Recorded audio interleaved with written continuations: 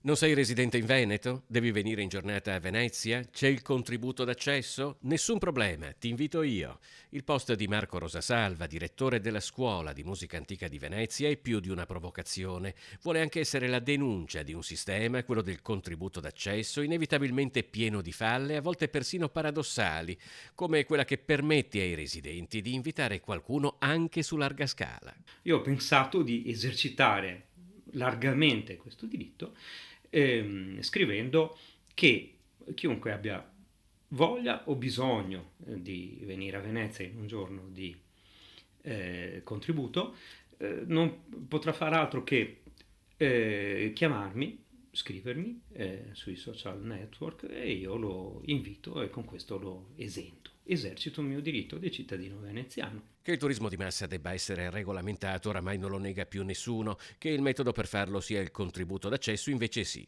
Un provvedimento che diversi veneziani reputano oltre che inefficace, in alcuni casi anche penalizzante per i residenti.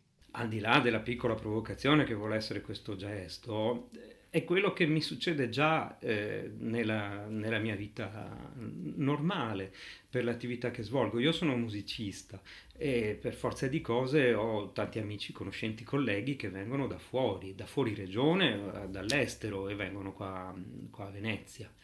Capita di organizzare delle prove, per esempio di concerti, questi si svolgono in giornata e il contributo ci può creare dei grossi problemi.